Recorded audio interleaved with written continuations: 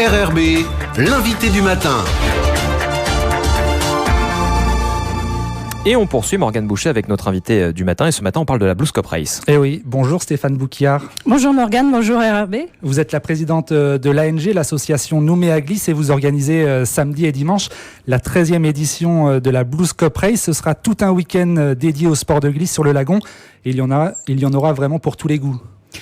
Il y en a pour tous les goûts, avec des disciplines très variées entre la rame et la voile, principalement. Alors avant de présenter le programme du week-end dans le détail, le temps fort ce sera bien sûr dimanche avec la traversée entre le Faramédé et la Côte Blanche. C'est un rendez-vous qui est bien inscrit maintenant dans le calendrier du sport calédonien finalement. Oui, c'est un rendez-vous qui est très attendu par les navigateurs et on a des appels dès la rentrée scolaire en fait pour savoir quand est la course. Les rameurs sont très assidus, les clubs de Vaha par exemple, et préparent et s'entraînent toute l'année. Et puis c'est un événement qui est attendu parce que il déroge complètement à la réglementation et permet à des embarcations qui n'ont normalement pas le droit de dépasser 2000 nautiques d'un abri de faire cette longue traversée. Je pense les windsurf, les hobbycats, les sup.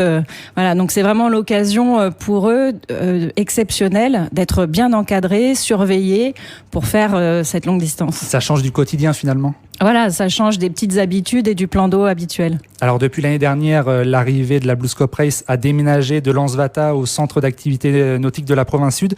C'est le lieu idéal là. C'est le lieu idéal avec tous les équipements nécessaires. Et puis c'est aussi un centre nautique avec les différents clubs avoisinants. Cette année, on marche de concert avec la CPV, un autre club de planche à voile, enfin de planche et de voile, comme nous, comme l'ANG. Et voilà, et bon, c'est l'esprit de la Blues Cup Race, hein, cet esprit fédérateur de se retrouver sur cet événement tous ensemble. C'est un lieu qui est prévu pour les activités nautiques. Oui, c'est une baie qui est consacrée aux activités nautiques sur les différentes disciplines qui sont présentes là-bas et avec le support du Centre des activités nautiques de la province sud où il y a déjà tous les jouets pour accéder à ces disciplines dès le plus jeune âge. Alors les inscriptions sont closes depuis hier soir et vous l'avez dit, les rameurs ont répondu en force. Oui, c'est depuis 2-3 ans là, ils sont de plus en plus nombreux. Alors un équipage de Vaha de V6, c'est déjà 6 personnes, donc il y en a 13 là inscrits. Ça va être une belle course en plus. Cette année, le samedi est consacré à des courses de Vaha, puisque on collabore avec un club de Vaha qui fait son Ocean Vaha Challenge le samedi à partir du Cannes. Voilà, donc il va y avoir toute une animation et des courses autour de cette discipline et c'est donc les maîtres en tout cas en puissance, en présence cette année sur la Blues Cup Race. L'année dernière, on était très orienté windsurf puisque on ouvrait la Coupe du Monde de windsurf. Bon, cette année, il semble que la météo aussi rende plus favorable la course aux rameurs. Oui, parce que justement, c'est un peu la météo qui fait toute la beauté de cette traversée. Si en fonction du vent, des conditions météo, c'est ça qui détermine un petit peu le temps que vont mettre les participants. Oui, et là, ça semble pas très favorable aux favoris de notre côté, de notre club, c'est-à-dire aux windsurfers ou kitesurfers. Donc, on attend un vent de 12 nœuds sud, donc c'est pas l'idéal pour eux. Par contre, des hobbycats, des habitables et des rameurs vont prendre plaisir. Alors, il y avait une nouveauté, l'arrivée des Wingfold cette année. Est-ce que du coup, ils vont pouvoir participer malgré le manque de vent ? Alors là, ça va être un test. On va en discuter avec eux samedi au grand briefing à 17h pour vérifier que les conditions leur conviennent jusqu'au dernier moment. Chaque participant se doit d'être très vigilant à l'adaptation de son matériel et à à s'engager dans la course, même s'il est inscrit, il peut remettre en question cet engagement si jamais les conditions sont pas favorables. Il faut pas prendre de risques. Ça m'amène d'ailleurs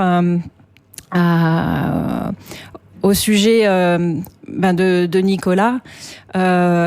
Nicolas, qui était un bénévole très actif dans le monde de la voile et avec nous, notamment sur la Blues Cup Race et puis les transchenales qu'on a pu organiser, et qui a tragiquement disparu au mois de juin. On a retrouvé que son matériel au large de l'île aux Canards.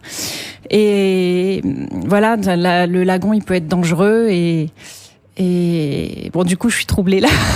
Oui, parce que cette 13e édition, ce sera l'occasion de lui rendre hommage, justement. C'est l'occasion de lui rendre hommage, et puis c'est l'occasion de rappeler ses règles de sécurité, et puis de mettre un petit coup d'éclairage également sur le risque requin. Parce qu'il faut vivre avec, malgré tout. Oui, il faut vivre avec. Enfin, on sait, aujourd'hui, on en voit régulièrement. Donc, on a prévu un dispositif de secours, enfin un dispositif de déviation si jamais on apercevait un requin était aperçu dans la zone de course. Et voilà, donc tout ça pour rappeler aux navigateurs que ces pratiques sur le lagon, c'est pas anodin. Cette course est une longue course, et donc 19 km. Ouais. On s'y prépare, on vérifie son matériel, on fait et puis on reste humble vis-à-vis de la météo, de la mer et de son environnement. Ouais. Parce que c'est une course grand public, mais malgré tout, faut un public averti.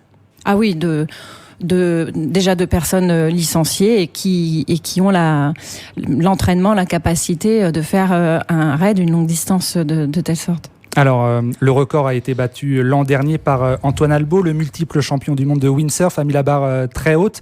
Il a parcouru les 19 km en 20 minutes 05. Il faut dire que toutes les conditions étaient réunies l'an dernier. Ah là, oui, c'était fabuleux, quoi. Donc, je suis pas sûre qu'on arrive à battre ce record avant longtemps. Donc, on arrive à battre ce record avant longtemps.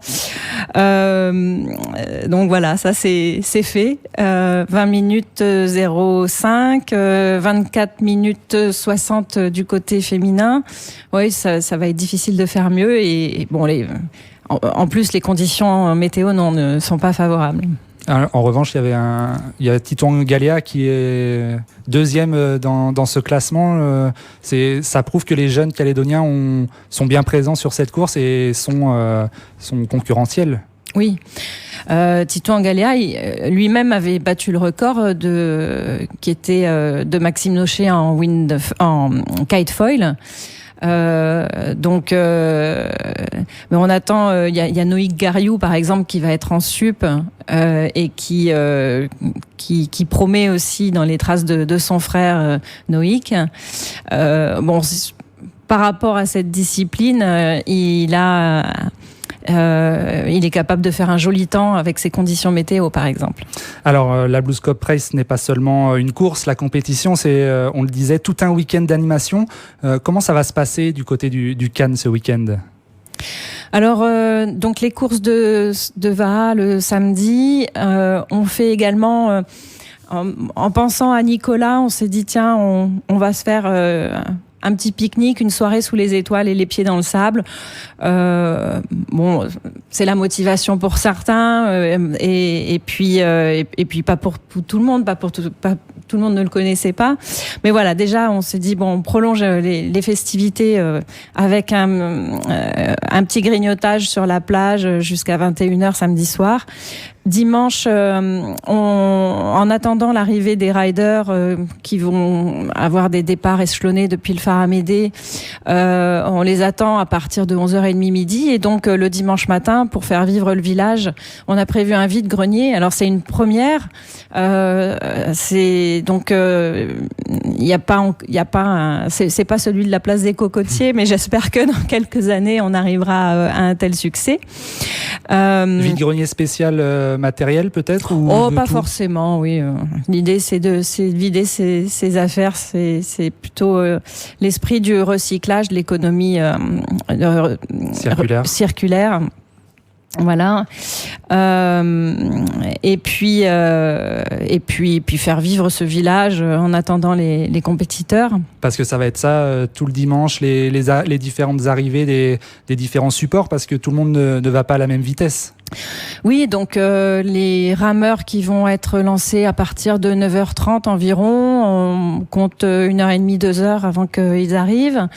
Les hobbycats, pareil, mais les windsurfers, normalement, dans des bonnes conditions, en une demi-heure, c'est fait. Et puis les habitables sont lancés en dernier vers 12h30 et donc passent la ligne d'arrivée vers 1h30. Donc voilà, ça laisse des arrivées échelonnées jusqu'à 14h dans ces eaux-là.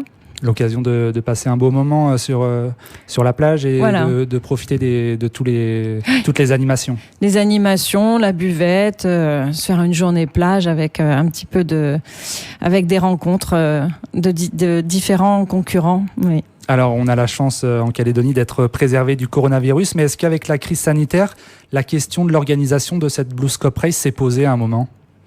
Ah ben tout à fait, ouais, complètement, puisque les entreprises calédoniennes qui nous sponsorisent et qui permettent cet événement n'étaient plus forcément dans des dispositions favorables à nous encourager, à nous apporter les moyens de le faire. Hein. Je pense Maridé, c'est difficile pour eux.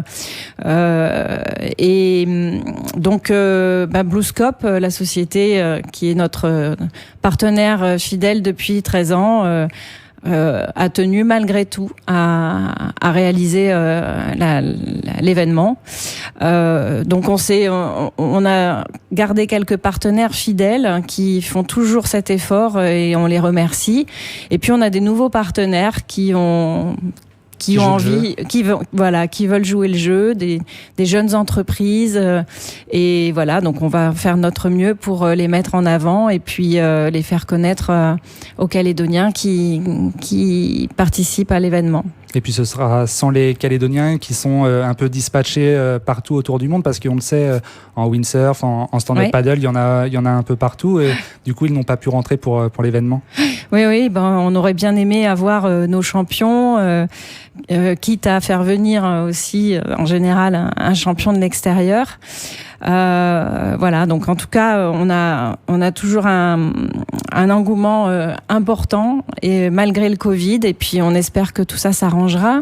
Et je remercie aussi les bénévoles qui sont qui répondent toujours présents, et j'ai encore des appels tous les jours de volontaires qui disent est-ce que je peux venir vous aider. Voilà, donc merci à ces bénévoles pour de s'associer à cette organisation sportive, et puis au monde du sport en général, et donc à nos partenaires. Eh bien, la 13e édition de la BlueScope Race est à suivre ce week-end à la Côte Blanche. Merci Stéphane Bouquillard d'avoir été avec nous. Merci.